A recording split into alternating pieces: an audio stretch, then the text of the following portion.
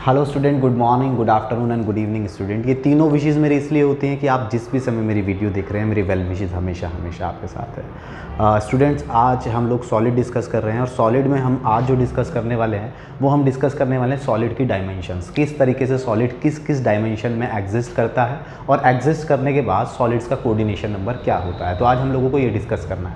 Last video में हम लोगों ने FCC, BCC, सिंपल क्यूब की कंप्लीट जानकारी ले ली थी, HCP की और सारे ही यूनिट सेल्स की हम लोगों ने जानकारी ले ली थी। In short Bravais lattice formation देख लिया था। तो अब मैं आपको बस हेक्सागोनल क्यूबिक सेल के बारे में थोड़ा सा बता देता हूं और हेक्सागोनल क्यूबिक सेल के बाद मैं आपको आगे लेकर चलूँगा। तो हेक्सागोनल क्यूबिक सेल में जो हमें 3 पॉइंट देखने हैं वो फर्स्ट क्या है कि हेक्सागोनल, लास्ट वीडियो में मैं इसको भी कवर कर चुका हूँ लेकिन मैं रिव्यू दे रहा हूँ।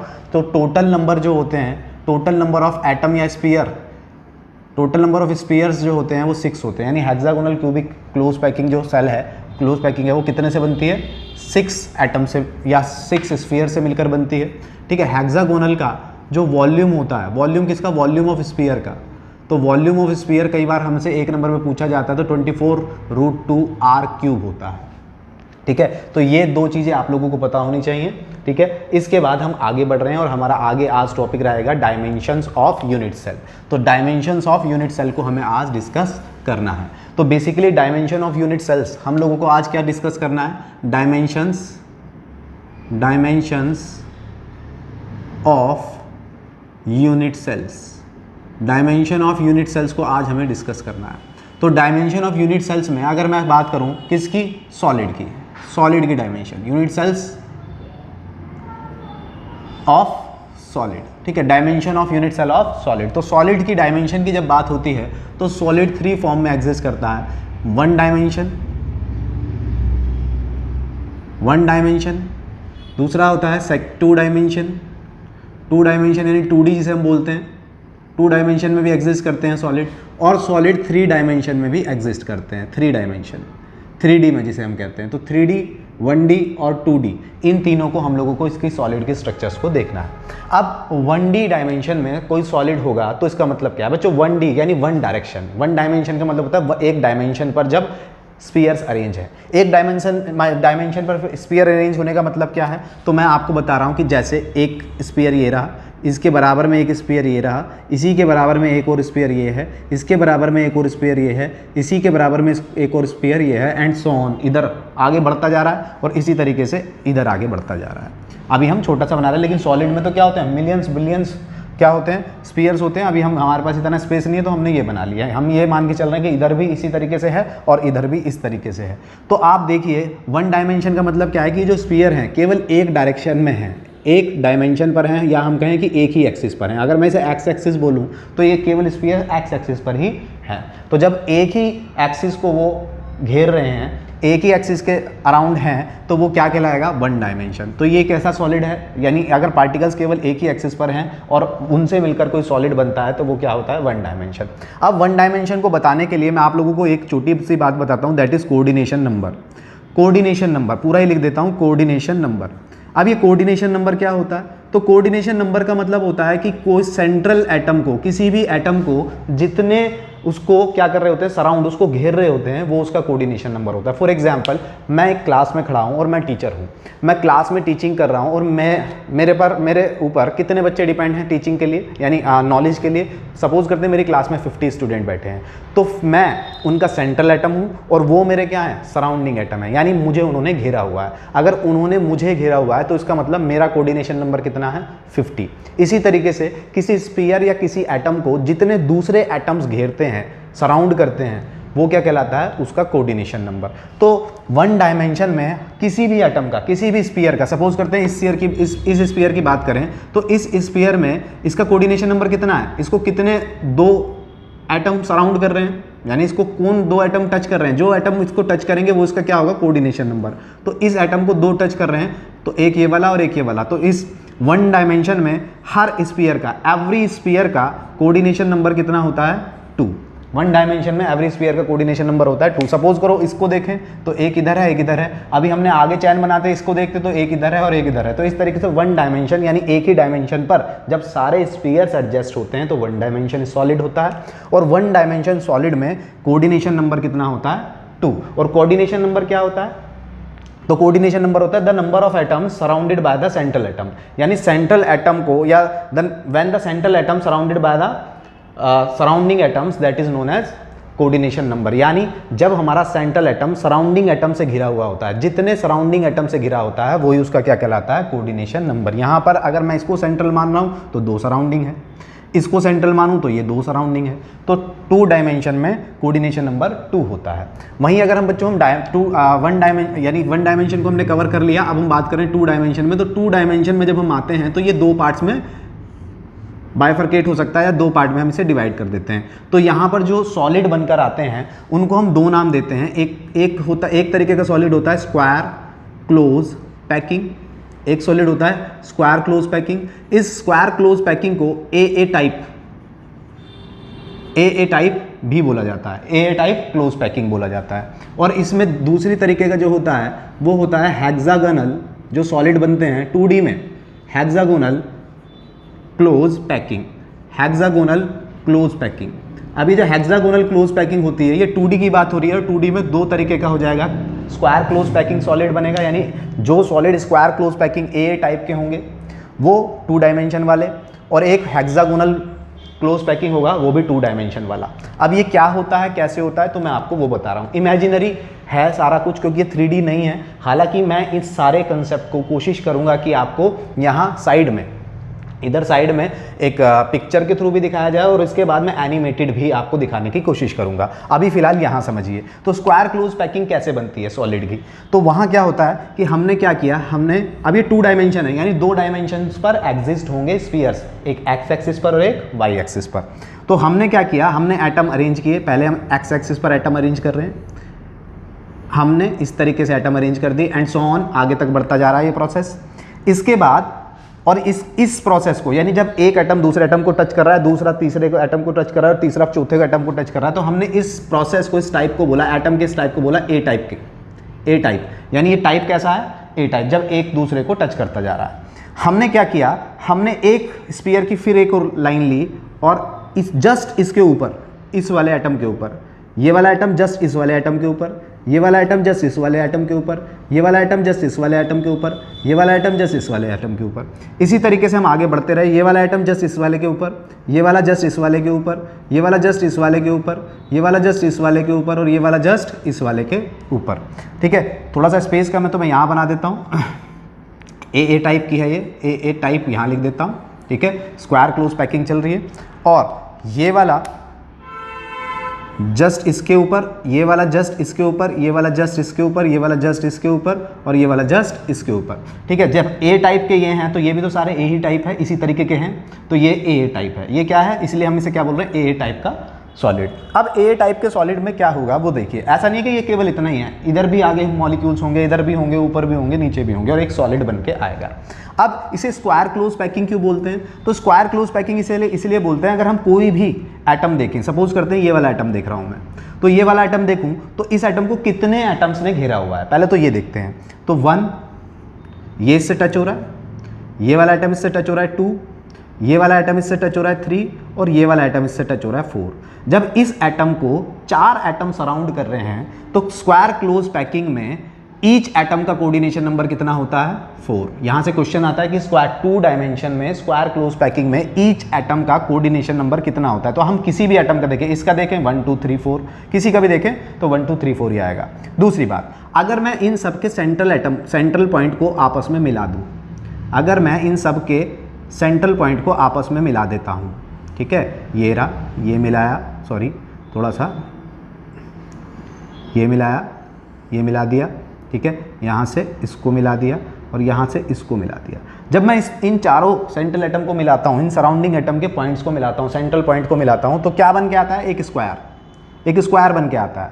जब ये स्क्वायर बन के आता है इसलिए इसे क्या बोला जाता है, स्क्वायर क्लोज पैकिंग। और सारे के सारे एटम्स एक दूसरे पर एक ही पैटर्न पर अरेंज हैं, इसलिए ए टाइप का मॉलिक्यूल है। कोऑर्डिनेशन नंबर 4 है, स्क्वायर क्लोज पैकिंग है। और 2 डायमेंशन क्यों कह रहे हैं, क्योंकि इस बार ये 2 डायमेंशंस को पर एग्जिस्ट है। ये एक डायमेंशन ये है जिसे हम एक्स एक्सिस बोल रहे हैं, और एक डायमेंशन ये है जिसको हम वाई एक्सिस बोल रहे हैं। तो ये 2 डायमेंशन हो गया। और कैसा, square close packing, square close packing 2 dimension, ठीक है। अब स्क्वायर क्लोज पैकिंग 2 डायमेंशन के बाद हमारे पास आता है हेक्सागोनल, हेक्सागोनल 2D 2 डायमेंशन में। तो यहां पर क्या होता है, इसको मैं रब कर देता हूं, ठीक है, इसको मैं रब कर देता हूं क्योंकि स्पेस थोड़ा कम है तो मैं इसको रब करना पड़ेगा मुझे। अब स्क्वायर क्लोज पैकिंग में ये तो हमने देख लिया। हेक्सागोनल क्लोज पैकिंग में क्या होता है कि यहां पर एक स्फीयर, दूसरा स्फीयर, तीसरा sphere, 4th sphere, 5th sphere, 6th sphere, ठीक है। इस तरीके से सोन आगे और सोन इधर, ठीक है। अब इन स्फीयर्स के ऊपर क्या होगा आप समझिए, ये क्या है, हमने कहा ये ए टाइप के हैं, पहले की तरह एक के साथ एक। लेकिन इस बार क्या होगा, पिछली बार एक एटम के जस्ट ऊपर दूसरा एटम था, इसलिए ये दोनों एक ही टाइप के थे। लेकिन इस बार क्या होगा, जो दूसरी लेयर एटम्स की या स्फीयर्स की आएगी वो जस्ट इसके ऊपर नहीं होगी, वो क्या होगी, वो इस ब्लैंक स्पेस में होगी, खाली स्पेस में। एक यहाँ पर, ये कहाँ होगी, इसके खाली स्पेस में। ये वाला आइटम कहाँ आएगा, इसके खाली स्पेस में। ये वाला आइटम कहाँ आएगा, इसके खाली स्पेस में। और ये वाला आइटम कहाँ आएगा, इसके खाली स्पेस में, ठीक है। अब अगली लेयर जो आएगी वो जस्ट इसके खाली वाले स्पेस में आएगी, यानी इस जगह पर आएगी। तो यहाँ पर आएगा, फिर यहाँ पर आएगा, नेक्स्ट लेयर यहाँ पर आएगा, और इसी तरीके से यहाँ पर आएगा। और आगे अगर एटम होता तो वो कहाँ आता, यहाँ पर। और इधर भी अगर हम एटम अरेंज करते तो वो आता यहाँ पर, ठीक है। तो इस तरीके से अब हम क्या देख रहे हैं, अब हम ये देख रहे हैं कि ये तो है ए टाइप पिछली बार की तरह, लेकिन इस बार ये वाला इसके ऊपर नहीं है, इसके एडजेसेंट में है, यानी इसके होल पर है। जब इसके होल पर है तो ये कैसी लेयर बनी, बी टाइप। फिर ये वाला और ये वाला जस्ट सेम है, ये इसके ऊपर है पहले के जैसा है, तो ये वापस कैसी बनी, ए टाइप। तो ये कैसी, इसको हम क्या बोलते हैं, A B type packing, A B type packing 2 dimension के अंदर। और इसी तरीके से पैकिंग बढ़ती जाएगी। अब फिर दोबारा स्फीयर्स यहाँ बनेंगे इसके डेप्थ में जहाँ खाली जगह है। अभी इस खाली जगह को क्या बोलते हैं वो भी मैं बताऊंगा। तो इस तरीके से मॉलिक्यूल बनेगा। और यहाँ वाले और पहले वाले में और इसमें अब बहुत बड़ा अंतर आ गया है, डिफरेंस आ गया है। वहाँ पर हर एटम का कोऑर्डिनेशन नंबर 4 था, यहाँ पर हर एटम का, अगर मैं इसको सेंट्रल मानूँ तो देखिए ये इसको इससे टच हो रहा है, ये वाला एटम इससे टच हो रहा है, ठीक है, ये वाला एटम इससे टच हो रहा है, ये वाला एटम इससे टच हो रहा है, ये वाला एटम भी इससे टच हो रहा है, और ये वाला एटम भी इससे टच हो रहा है। तो इस बार सेंट्रल एटम से कितने सराउंडिंग एटम टच हो रहे हैं, 1 2 3 4 5 6। तो हेक्सागोनल 2 डायमेंशन में, हेक्सागोनल क्लोज पैकिंग 2 डायमेंशन में, यानी HCP बोलते हैं इसको, 2 dimension, 2D HCP। 2D HCP में कोऑर्डिनेशन नंबर कितना होगा बच्चों, 6। और यहाँ 2D HCP में क्या था, 4 कोऑर्डिनेशन नंबर था। अब इसे हेक्सागोनल क्यों बोलते हैं, तो उसका रीजन है कि जब मैं इन सेंट्रल पॉइंट को आपस में मिलाता हूं तो क्या बनकर आता है, एक हेक्सागन बन के आता है, इसलिए हम इसे क्या बोलते हैं, हेक्सागन बोलते हैं, हेक्सागन क्लोज पैकिंग। तो इस तरीके से ये 2 डायमेंशन में हेक्सागन क्लोज पैकिंग है, और ये 2 डायमेंशन में स्क्वायर क्लोज पैकिंग थी। एक बात और, ये जो बच्चों, ये जो खाली जगह बचती है, ये जो खाली जगह बचती है, इसको हम यहाँ क्या बोलते हैं, इनको बोला जाता है वॉइड्स, या फिर हम इसे बोलते हैं इंटरस्टिशियल साइट्स, वॉइड्स या फिर इंटरस्टिशियल साइड। इसको ब्रीफ अभी आगे एक्सप्लेन करूंगा। तो हमने 2 डायमेंशन को भी कवर कर लिया। चलिए आप देख लीजिए इसको एक बार, होप आपने देख लिया होगा। अब 2 डायमेंशन के बाद बारी आती है 3 डायमेंशन की। 2 डायमेंशन के बाद बारी आती है 3 डायमेंशन की। जब 3 डायमेंशन में हम यहाँ पहुँचते हैं तो 3 डायमेंशन जो टाइप होता है, यानी सॉलिड्स 3 डायमेंशन में भी फर्दर क्लासीफाइड हो जाते हैं। अब 3 डायमेंशन में कैसे फर्दर क्लासीफाइड होते हैं वो देखिए। 3 डायमेंशन में जो सॉलिड क्लासीफाइड होते हैं वो होते हैं 3 डायमेंशन स्क्वायर क्लोज पैकिंग। अब आप कहेंगे स्क्वायर क्लोज पैकिंग तो वहाँ भी था, हाँ वहाँ भी था, लेकिन वो 2D में था, इस बार क्या होगा 3D में, स्क्वायर क्लोज पैकिंग। इसी तरीके से 3 dimension hexagonal close packing, 3 dimension hexagonal close packing. और थर्ड टाइप का होता है 3 dimension FCC face centred close packing, या फिर हम इसको, या तो हम इन शॉर्ट में से क्या बोलते हैं FCC, और इसको कई बार हम CCP भी बोलते हैं, क्यूबिक क्लोज्ड पैकिंग। तो 3 डायमेंशन में 3 पार्ट में बढ़ जाता है।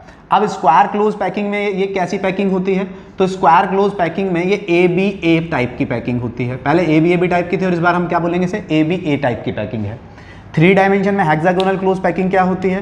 तो हेक्सागोनल क्लोज पैकिंग में ABAB टाइप की पैकिंग होती है, इसको बोलते हैं ABAB टाइप की पैकिंग। वहीं पर यहाँ पर क्या होती है? तो यहाँ पर ये ABC टाइप की पैकिंग होती है, ABC टाइप की पैकिंग होती है। 1 बाय 1 इसको भी समझते हैं। 3D स्क्वायर क्लोज पैकिंग को समझने के लिए 2D स्क्वायर क्लोज पैकिंग की हेल्प से हम इसको समझेंगे। तो 2D स्क्वायर क्लोज पैकिंग क्या थी? एक एटम की लेयर एक्स एक्सिस पर बनाई थी, स्पीयर्स की लेयर हमने एक्स एक्सिस पर बनाई थी। जब ये लेयर बन गई थी तो जस्ट सेम ऐसी लेयर इन्हीं के ऊपर बनाई थी, और जब इनके ऊपर एक लेयर जस्ट ऐसी ही बनाई थी तो वो क्या, कौन सी लेयर थी? ये A टाइप की थी तो ये भी A टाइप की थी, और एक लेयर इस बार इनके ऊपर और बनाई गई है। ठीक है, एक लेयर इनके ऊपर और बनाई गई है। इसी तरीके से अगर मैं इनके ऊपर लेयर बनाता जाऊं तो ये 2 एक्सिस को क्या कर रहे हैं, ऑक्यूपाई कर रहे हैं, एक एक्स एक्सिस और एक वाई एक्सिस। तो ये बन गया 2 डायमेंशन। और यहाँ हमने अगर इसे सेंट्रल माने तो ये इस तरीके से क्या हो जाएगी, क्लोज पैकिंग। लेकिन अब आप देखिए, आप थोड़ा सा इमेजिन करिए, 2 डायमेंशन है, यानी हमने क्या किया, एक लड्डू का डब्बा लिया और लड्डू के डब्बे में लड्डू लगा दिए नीचे। अब उन लड्डू के ऊपर जस्ट ऊपर भी एक और लेयर लगानी है, तो मैं उनको भी इसके ऊपर रख दिया। अब ऊपर रखूंगा तो सब घोच पोच हो जाएगा, इसलिए मैं उनको कैसे दिखा रहा हूं आपको, ऐसे ऊपर वाले एटम को मैं इसी के ऊपर ऐसे रख के दिखा रहा हूं। जब वो सारे एटम्स इनके ऊपर रखे जाएंगे, जब वो सारे एटम्स इनके ऊपर रखे जाएंगे तो अब क्या होगा, अब केवल लंबाई चौड़ाई ऊंचाई चौड़ाई ही नहीं है, अब इसमें लंबाई भी है। यानी ये एक सपोज करते हैं, ये जो है ये एटम्स की ये लेयर थी पहले वाली, ठीक है, इनके ऊपर एक और डाल दिया मैंने, एक लेयर और लगा दी ऐसे ही।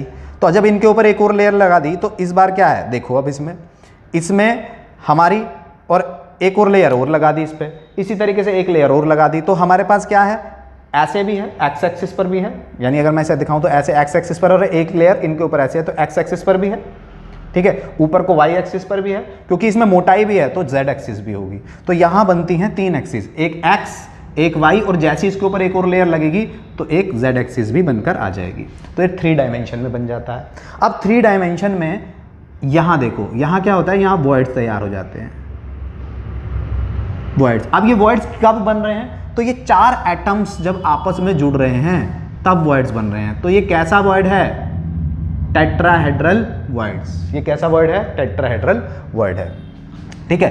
अब यहां पर कोऑर्डिनेशन नंबर कितना होता है, तो यहां पर कोऑर्डिनेशन नंबर के लिए फिर समझिए कि अगर मैं इस एटम के ऊपर एक एटम ऊपर रखा है और एक ही एटम इसके पीछे रखा है, क्योंकि इसके पीछे इसके ऊपर ही एक लेयर है और इसके पीछे भी एक लेयर है, तो एक्चुअल में यहां अगर मैं बनाऊं तो यहां होता क्या है कि एक एटम को पहले तो 4 एटम घेरते हैं, जैसे 2D में घेरा हुआ था, और इस वाले एटम के ऊपर एक ऊपर वाली लेयर का होता है और एक इसी के ऊपर इसके पीछे होता है, तो एक आगे और एक पीछे। तो यहां कोऑर्डिनेशन नंबर कितना होता है, तो यहां होता है कोऑर्डिनेशन नंबर 6। 3 डायमेंशन में स्क्वायर क्लोज पैकिंग का कोऑर्डिनेशन नंबर 6 होता है, जबकि 2 डायमेंशन में स्क्वायर क्लोज पैकिंग का कोऑर्डिनेशन नंबर 4 होता है, ठीक है। इसको मैं कोशिश करूंगा आप लोगों को बार बार कह रहा हूं कि क्या स्लाइड के थ्रू भी दिखाने का, ठीक है, तो और ज्यादा समझ में आएगा। अभी हम यहां समझते हैं हेक्सागोनल क्लोज पैकिंग में क्या होगा, तो हेक्सागोनल क्लोज पैकिंग में भी वही 2 डायमेंशन की हेल्प से देखेंगे। तो हेक्सागोनल क्लोज पैकिंग कैसी होती है, ए टाइप, उसके बाद इसके होल में वॉइड वाली जगह पर बी टाइप, फिर वापस ए टाइप, और फिर वापस बी टाइप। और अगर मैं ऐसे ही इसको आगे बढ़ाता जाऊं तो ये क्या होगा, किसी भी एक सेंट्रल एटम को अगर मैं पकड़ूं तो यहां इसके 6 एडजेसेंट एटम होते हैं, कब, 2D में। लेकिन जब एक लेयर इसके ऊपर और रख दूंगा, मैं एक लेयर और रखूंगा तो इस बार क्या होगी, वो लेयर यहां आएगी, अगली लेयर के जो एटम है वो यहां पर, अगली लेयर का एटम इस वाली खाली जगह पर, अगली लेयर का एटम ये जो ये खाली जगह है इस पर, अगली का इस वाले वॉइड पर, जो खाली जगह है इस पर, इस बार इस खाली जगह पर, ऐसे रखा। तो अगर मैं नीचे वाली लेयर को पूरी को एक पैटर्न बोल रहा हूं तो ऊपर वाली दूसरे पैटर्न पे है, क्योंकि इसके खाली जगहों पर है, और जब ये इसके खाली जगहों पर है तो यहाँ पर वॉइड्स तैयार हो जाते हैं दो तरीके के, एक टेट्राहेड्रल वॉइड्स और एक ऑक्टाहेड्रल वॉइड्स। ठीक है, अभी बताऊंगा उसके बारे में भी। फिलहाल यहाँ जब एक के ऊपर एक लेयर और आ जाएगी तो होगा क्या, इस हेक्सागोनल क्लोज पैकिंग में जो सेंट्रल एटम कोऑर्डिनेशन नंबर होगा, यहाँ कोऑर्डिनेशन नंबर होगा बच्चों 12। कैसे होगा खुद इमेजिन करके देखिए कि पहले 2D था तो एक एटम को 6 घेरे हुए थे, इसके ऊपर जब एक और लेयर आ जाएगी तो 6 तो वो हो गए, ठीक है, और 3 ऊपर और 3 नीचे। क्यों? क्योंकि जहाँ जहाँ वॉइड है वहाँ वहाँ 3 होंगे इस तरीके से, और 3 ही ऐसे पीछे होंगे, तो यहाँ कोऑर्डिनेशन नंबर होता है 6। ठीक है, आपको 3D में ज़्यादा समझ में आएगा जब मैं इसका स्लाइड दिखाऊंगा। आगे बढ़ते हैं, तो कोऑर्डिनेशन नंबर हो गया 6। यहाँ पर क्या होता है, सेम पैटर्न होता है। देखिए अब इसको मैं अलग अलग करके बनाऊंगा तो ज़्यादा बेटर समझ में आएगा।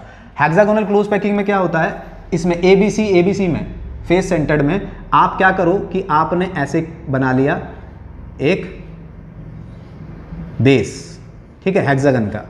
इसी तरीके से एक बेस, ये इस टाइप को, मैं इस तरीके की लेयर को क्या बोल रहा हूँ मैं, ये कौन सी टाइप की लेयर है, AB सपोज करो, इसको A बोल दिया। फिर 3 एटम मैंने ऐसे अरेंज कर दिए, ठीक है, तो ये हो गया। अगर ये A टाइप का प्रोसेस है तो ये B टाइप का हो गया। और फिर 6 एटम मैंने वापस, फिर 3 एटम मैंने इसके रिवर्स, अगर 3 ऐसे हैं तो मैंने ऐसे रख दिए, और ये वाले फिर वापस यही वाली लेयर आगे लगा दी।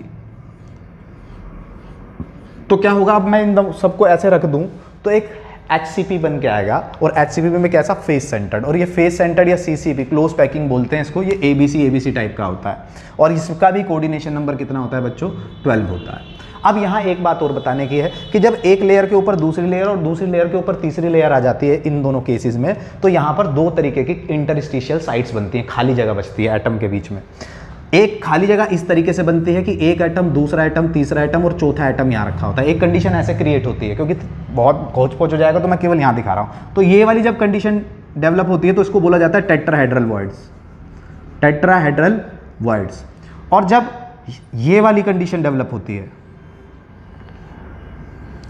एक ऊपर और एक इसके नीचे, तो उसको बोला जाता है ऑक्टा। ये वाला खाली जगह को होता है ऑक्टाहेड्रल वॉइड्स, ऑक्टाहेड्रल वॉइड्स। तो इस तरीके से हमारे इस मॉलिक्यूल में, हेक्सागोनल में और फेस सेंटर्ड में 2 तरीके के वॉइड्स बनते हैं, एक टेट्रागोनल और एक एक टेट्राहेड्रल और एक ऑक्टाहेड्रल। टेट्राहेड्रल का कोऑर्डिनेशन नंबर कई बार ऐसा आता है कि टेट्राहेड्रल वॉइड का कोऑर्डिनेशन नंबर कितना होता है, तो 4। ऑक्टाहेड्रल वॉइड का कोऑर्डिनेशन नंबर कितना होता है, 6। और पूरे मॉलिक्यूल का कोऑर्डिनेशन नंबर कितना होता है, 12। यहाँ भी 12। ठीक है, इस तरीके से स्ट्रक्चर्स होती हैं।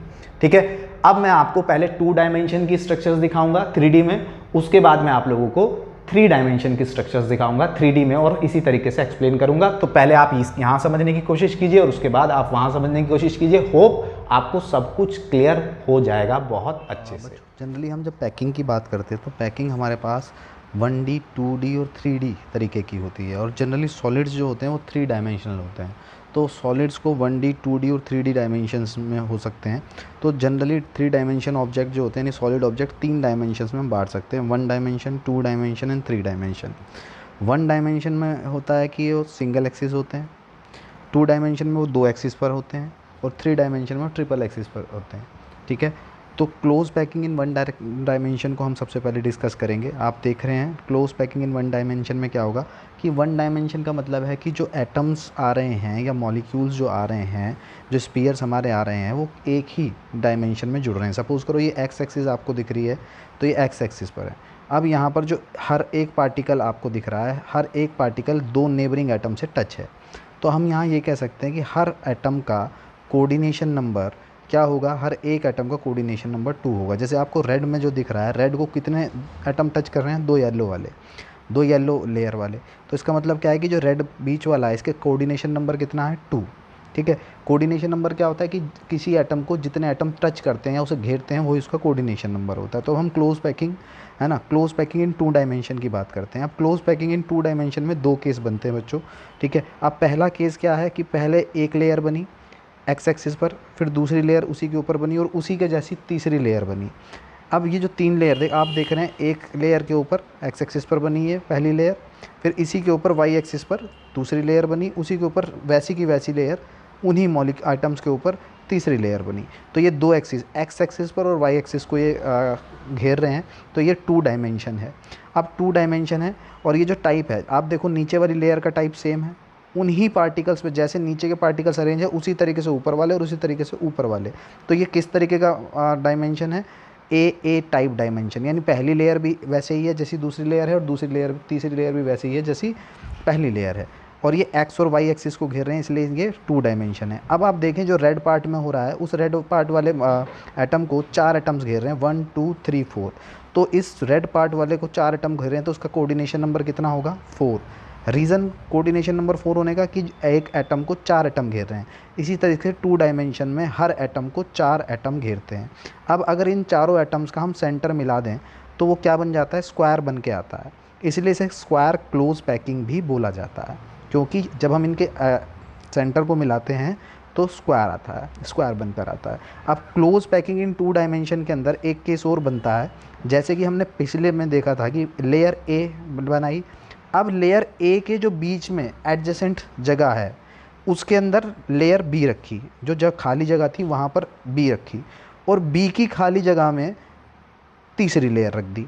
और पहली लेयर, फर्स्ट लेयर और थर्ड लेयर दोनों कैसी हैं, एक सी हैं। फर्स्ट लेयर और थर्ड लेयर दोनों एक सी हैं। और सेकंड लेयर क्या है, वो पहले वाले के ब्लैंक स्पेस पर है। तो क्या होगा, इस तरीके की पैकिंग जब होती है तो ये जो पहले वाले को अगर हम ए टाइप कहें तो दूसरी वाली लेयर ए टाइप की नहीं है, क्योंकि वो उसके ब्लैंक स्पेस में है, तो वो क्या है, बी टाइप की है। और फिर अगली लेयर जो है वो फिर दोबारा ए के जैसी ही है, ए टाइप की है। तो इस तरीके का मॉलिक्यूल 2 डायमेंशन में ए बी ए टाइप का मॉलिक्यूल होता है। ए बी टाइप के मॉलिक्यूल्स होते हैं 2 डायमेंशन में, और ए बी टाइप पैकिंग इसको बोला जाता है।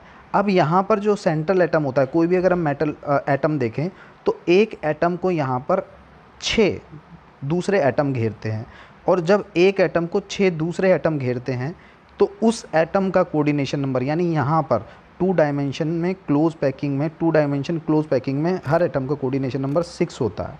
और पिछली बार की तरह जब इनके सेंट्रल पॉइंट को आपस में मिलाया जाता है इन सराउंडिंग एटम्स के, तो एक हेक्सागन बन के आता है। तो इस तरीके की अगर स्ट्रक्चर होती है तो इसको हेक्सागोनल क्लोज पैकिंग बोला जाता है। हेक्सागोनल क्लोज पैकिंग बोला जाता है, ठीक है। और वहाँ हम इसे स्क्वायर क्लोज पैकिंग बोल रहे थे। स्क्वायर क्लोज पैकिंग इसलिए बोल रहे थे कि जब एक एटम का नेबरिंग एटम 4 होते हैं और उन चारों के पॉइंट को मिलाने पर क्या बन के आता है, स्क्वायर, इसलिए वो स्क्वायर क्लोज पैकिंग था।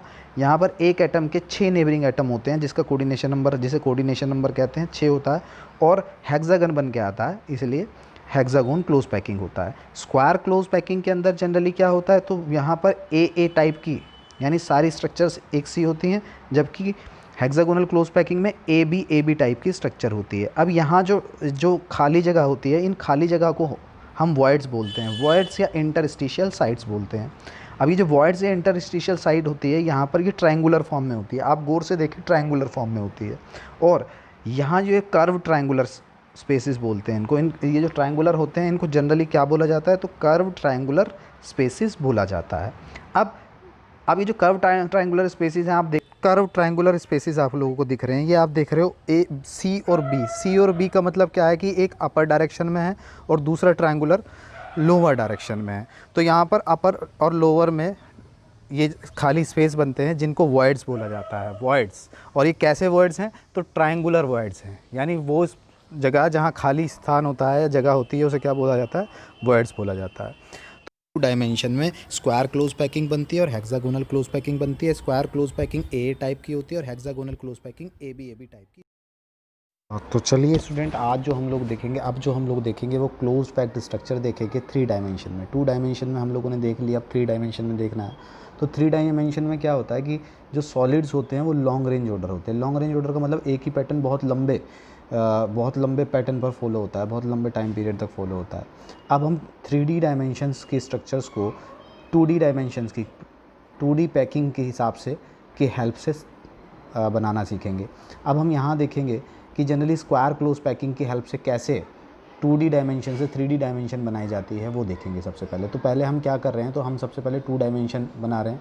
अब आप देखिए 2 डायमेंशन में हमने एक लेयर बनाई और एक लेयर के ऊपर एक और लेयर बना दी और उसके ऊपर एक और लेयर बना दी। जैसे ही हम एक लेयर पर दूसरी लेयर पर तीसरी लेयर डालते जा रहे हैं तो ये 3 डायमेंशन हो गई है। अब आप देखिए इसके 3 एक्सिस हो गए हैं। अब 3 एक्सिस कौन कौन से हो गए हैं, तो अगर हमारे पास जनरली 3 एक्सिस होते हैं, एक्स एक्सिस, वाई एक्सिस और जेड एक्सिस। अब इन 3 एक्सिस में आप एक एक्स एक्सिस है, एक वाई और एक जेड। जब 3 एक्सिस पर कोई स्ट्रक्चर बनती है तो वो क्या कहलाती है, 3 डायमेंशन। अब जो 3 डायमेंशन है ये कौन सी है, तो स्क्वायर क्लोज पैकिंग है 3 डायमेंशन में। और इस तरीके की पैकिंग को, क्योंकि पैटर्न सेम है, एक के ऊपर एक, जो पहली लेयर थी उसी तरीके की दूसरी और उसी तरीके की तीसरी है, तो ये ए टाइप पैकिंग होती है।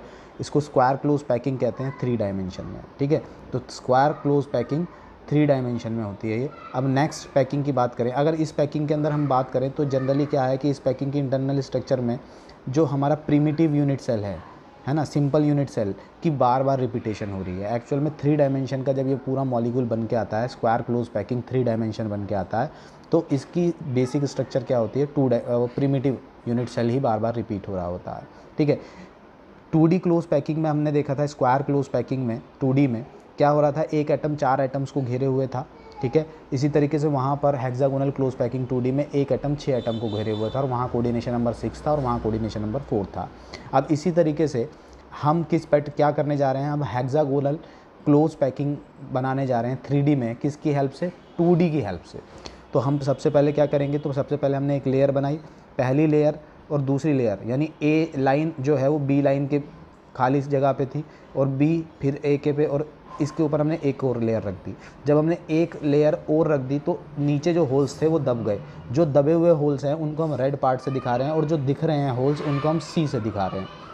ठीक है, जो दबे हुए होल्स हैं उनको हम रेड पार्ट से दिखा रहे हैं और जो नीचे ऊपर थे वो सी है, और वो जो होल्स हैं उनको हम पीछे मैंने आप लोगों को बताया था क्या बोलते हैं, वॉइड्स बोलते हैं।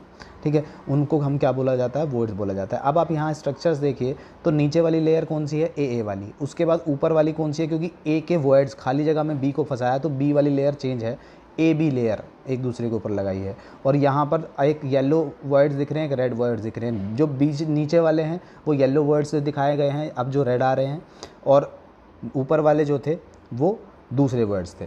और यहाँ फिर दोबारा बता रहा हूँ मैं कि जनरली जब हम क्लोज पैकिंग बनाते हैं 3 डायमेंशन में तो यहाँ पर एक प्रॉपर यूनिट सेल बनकर आता है और उसी यूनिट सेल की बार बार रिपीटेशन होता है, और उसी रिपीटेशन से प्रिमिटिव क्यूबिक यूनिट सेल से रिपीटेशन होता है, और जिसकी वजह से हम आगे बढ़ते हैं। तो एक बार रिव्यू ले लेते हैं सारा। रिव्यू में हमने देखा कि 2D की हेल्प से हेक्सागोनल भी बनाया जा सकता है और स्क्वायर क्लोज पैकिंग भी बनाई जाती है। 2D स्क्वायर क्लोज पैकिंग से 3D बनाया जा सकता है और हेक्सागोनल 2D से हेक्सागोनल 3D बनाया जा सकता है। ठीक है, तो यहाँ नीचे वाली लेयर ए है, ऊपर वाली बी है, फिर ए है, फिर बी है, तो ये ए बी टाइप क्या था, ये 2D में था। ठीक है, 2D में था। अब इस 2D के में ये जो रेड कलर के ये वर्ड्स हैं, अब जब इसके ऊपर एक और लेयर रख दी जाएगी तो ये वाले वर्ड्स दब जाएंगे और दूसरी वाले वर्ड्स आ जाएंगे। तो जो नीचे वाले वर्ड्स हैं उनको हम क्या बोल सकते हैं, तो नीचे वाले वर्ड्स को हम टेट्राहेड्रल वर्ड्स बोलते हैं और ऊपर जो दिख रहे हैं वो हम उनको ऑक्टाहेड्रल वर्ड्स बोलते हैं। अभी आगे इसके बारे में और ज़्यादा एक्सप्लेन करूँगा। जो रेड वाले दिख रहे हैं वो नीचे दब गए हैं और जो वाइट वाले दिख रहे हैं वो ऊपर की ओर हैं। ठीक है, तो यहाँ 2 तरीके के वर्ड्स बनते हैं, ब्लैंक स्पेस बनते हैं, एक टेट्राहेड्रल वर्ड्स और दूसरा ऑक्टाहेड्रल वर्ड्स। ठीक है, और ये ए बी टाइप की स्ट्रक्चर्स के थ्रू बनाया जाता है। ए लेयर नीचे है, फिर उसके ऊपर बी है, फिर इसी तरीके से ए है, उसी तरीके से बी है। तो अभी पीछे देखा था तो हमने क्या देखा था, ए टाइप, ए लेयर एक दूसरे के ऊपर रखी थी तो वो क्या थी, स्क्वायर क्लोज पैकिंग 3 डायमेंशन में। और अगर ए बी टाइप की हम रखेंगे एक दूसरे के ऊपर तो वो हो जाएगी ए टाइप की जब बनती है तो वो स्क्वायर क्लोज पैकिंग, या ABC टाइप की बनती है तो वो क्या होती है, स्क्वायर क्लोज पैकिंग हेक्सागोनल में। अब 3 डायमेंशन में ABC टाइप की पैकिंग भी बनती है, यानी एक लेयर ए टाइप की सारे मॉलिक्यूल्स एक, फिर बी वाले मॉलिक्यूल्स अलग और फिर सी वाले मॉलिक्यूल्स। ठीक है, तो ये किन में होता है, तो ये जनरली मेटल्स में होता है, आयरन में, कॉपर में, सिल्वर में ABC टाइप की होती है। और इन ABC टाइप को CCP स्ट्रक्चर्स भी बोलते हैं और FCC स्ट्रक्चर भी बोलते हैं, face centred cubic hexa 3D में, और CCP भी बोला जाता है। वहीं पर अगर हम यहाँ बात करें तो यहाँ पर HCP हेक्सागोनल क्लोज पैकिंग और CCP क्लोज पैकिंग 3 डायमेंशन में भी होती है। चाहे HCP की बात करें या CCP की बात करें, एक एटम को सराउंडिंग एटम 12 सराउंडिंग एटम घेरते हैं। यहाँ पर आप देखिए येलो एटम को 12 एटम्स घेर रहे हैं। तो इसमें HCP 3D HCP में और 3D CCP में 12 एटम्स घेरते हैं, इसलिए HCP और CCP का कोऑर्डिनेशन नंबर 12 होता है। ठीक है, HCP और CCP का कोऑर्डिनेशन नंबर 12 होता है। इधर वाली स्ट्रक्चर जो है आपको, लेफ़्ट वाली स्ट्रक्चर आपको हेक्सागोनल क्लोज पैकिंग 3 डायमेंशन की है और ये क्यूबिक क्लोज पैकिंग 3 डायमेंशन की है। और अगर इनको हम देखें पैकिंग एफिशिएंसी देखें इनकी तो 74%। ठीक है, पैकिंग एफिशिएंसी इनकी होती है 74% दोनों की, HCP की भी 3 डायमेंशन में और CCP की भी। अब अगर हम वॉइड्स की बात करें HCP में या CCP में, तो यहाँ पर वॉइड्स जो होते हैं वो 2 तरीके के बनते हैं। मैं अभी पीछे भी बता रहा था, 3 डायमेंशन में वॉइड्स 2 तरीके के बनते हैं और एक वॉइड्स को बोला जाता है टेट्राहेड्रल वॉइड्स और दूसरे वॉइड्स को बोला जाता है ऑक्टाहेड्रल वॉइड्स। अब हम ये कह रहे हैं कि इन वॉइड्स की संख्या को कैसे दिखाएं। अगर हमारा कोई सॉलिड जो है वो n स्पेयर से मिलकर बना है तो टेट्राहेड्रल वॉइड्स कितने होंगे और ऑक्टाहेड्रल वॉइड्स कितने होंगे, तो जितने स्पेयर्स होते हैं उतने ही वॉइड्स बनते हैं। अगर n स्पेयर से हमारा कोई सॉलिड बना है तो ऑक्टाहेड्रल वॉइड्स भी n होंगे और टेट्राहेड्रल वॉइड्स ऑक्टाहेड्रल वॉइड्स के दुगने होते हैं। तो अगर n एटम से मिलकर कोई सॉलिड बना है तो उसके अंदर ऑक्टाहेड्रल वॉइड्स होंगे n और टेट्राहेड्रल वॉइड होंगे 2n। इसी तरीके से